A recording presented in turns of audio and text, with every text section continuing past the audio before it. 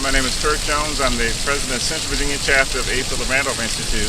And we're here at the Virginia State Capitol grounds today for our March on Richmond. It's a march for jobs and freedom, and we're renewing our commitment to civil rights for all and economic justice for all. We'll be marching here from the Festival Park at the Richmond Coliseum, and we'll have a rally here today. We have several speakers who will be speaking on civil rights and social justice.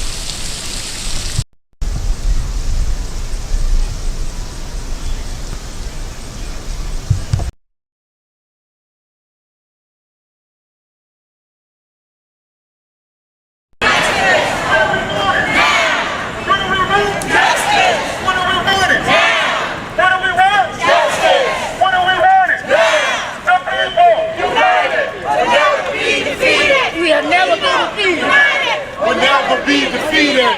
People united. People united. We'll never be defeated. We'll never be defeated.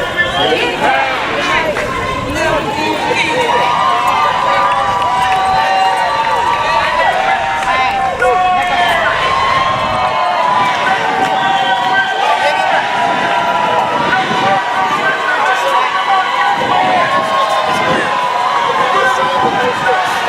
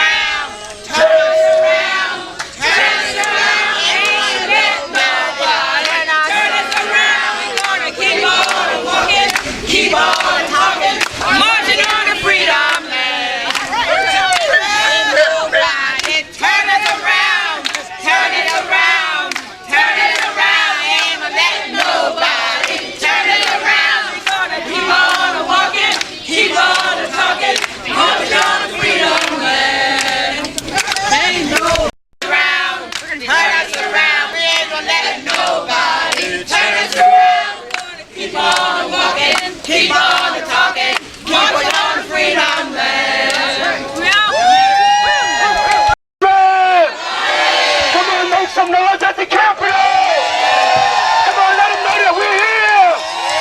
Come on, don't get tired, make some noise!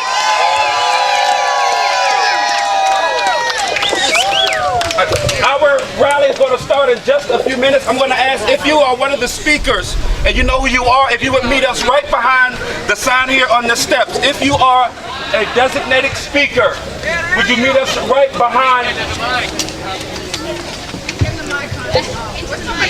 If you are a designated speaker, will you meet us behind the sign on the stairs? If you are a designated speaker, will you meet us behind the sign on the stairs? We're going to get started in just a few minutes. Right now, we're going to have Phil from the Defenders. He's going to come up. Give him a hand as he comes.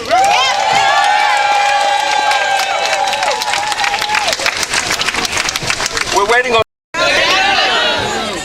Good afternoon. Jobs and freedom. That's why we're here. I'm going to be very brief. And thank you very much for the opportunity to address this issue that I think is one of the most important facing us here in Richmond.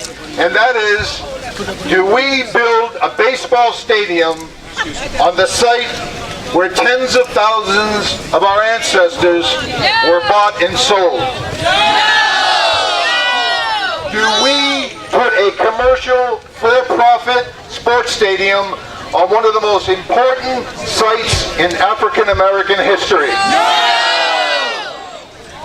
Do we allow a small group of developers to dictate to us what is important in this city and what is not? Now, tell that to the mayor and tell that to city council, and don't let them desecrate this sacred ground. If you're not familiar with the issue, go on to a blog spot called shacklebottom.blogspot.com. Shacklebottom.blogspot.com has all the historical facts, the background, the economics of the issue. There's an online petition you can sign against it. There are links to the Virginia Defender newspaper that's been following this issue. And today I have a hardline copy of the petition if you'd like to sign. Please, this is on our watch. We cannot let this desecration take place only for the profits of a small group of wealthy white developers. Please, no stadium in Chaco Bottom. No stadium in Chaco Bottom. No stadium in Chaco Bottom. No stadium in Chaco Bottom. No stadium in Chaco Bottom. No stadium in Chaco Bottom. No stadium in Chaco Bottom. No stadium. I want to congratulate you because you didn't only think about the movement, you did something. You came out in March. Congratulations. Yeah, I came here to listen and learn and participate. I didn't come to make a speech. But seeing this many freedom fighters, I have to say something. I'm very proud to be here. Can you hear me? How's that? I'm very proud to be here. There are a lot of people who've been fighting for freedom and justice longer than I have. And many of them are not here. Many of them are not alive. To the extent that I can say anything, first I want to salute those people who gave their life, who spent their lifetime fighting for us to get freedom. Yeah. Let's give them a big hand. Yeah.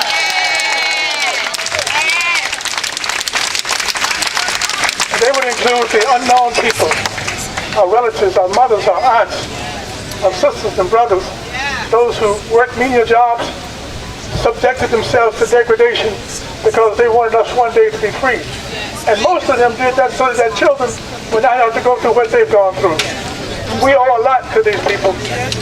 You hear about Medgar Evers and Dr. Martin Luther King and a lot of others, but there are many others you never hear about. That's right. They believe in the message of America. They believe that everyone had a chance, should have a chance to be free. And it's because those people and those sacrifices, we have a chance to stand here today and assist in something that's going on in this country. We are a small part of something big that's going on. And you ought to feel proud that you're here. I had the pleasure of marching. This is not a political rally, but I had the pleasure of walking with Senator Norman, Ralph Norman, all the way. He's not here to politic. He's here because he wanted to show support for the women, for the people who are being discriminated against, for the LGBT community, for Hispanics who are trying to be denied the right to participate as citizens, for all of us who have not shared properly in the American dream. The one thing that my late partner, S.W. Tucker, said, that I was born a member of the movement, a member of the NAACP, because I was born black. We were born into the civil rights movement.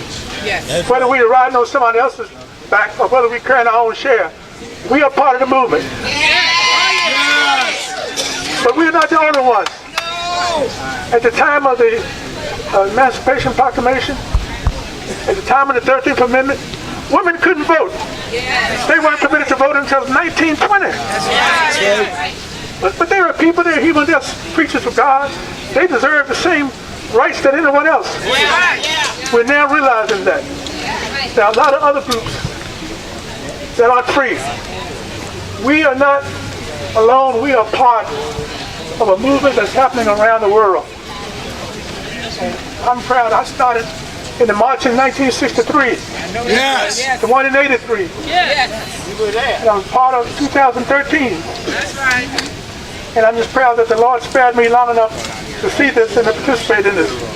But as long as I'm living, as long as I'm breathing, I'll be fighting for the rights not only of African Americans, but all people who are not free. Congratulations for being here. Will never be defeated, ladies and gentlemen. Give yourselves a hand. Give yourselves a hand. You could have been doing a lot of things today, but you chose to be here. I've got Mark Barlow Jr. here standing with me with his mother, because it's all about young people. Young people. It was the youth who kept the movement going, because we adults were too scared. If you're scared, say you're scared, and get your scared tail out of our fighters' way. You know what I'm saying? So Mark Barlow Jr. and all the other young people who are here, we're fighting for you. That's right. We're fighting for you. Ladies and gentlemen, you've got to join an organization. If individuals could liberate us, I would have done it a long time ago. We need collective action. They meet and plan our destruction on a daily basis. We must do likewise. Ladies and gentlemen, we've got issues here. We don't even get barely a penny on the dollar of the procurement dollars in the city and in the state. Well, now we know why. They've been paying bribes. I wish I could get a $10,000 Oscar de la Renta anything. I'd sell it and give it to the people. You know, the people.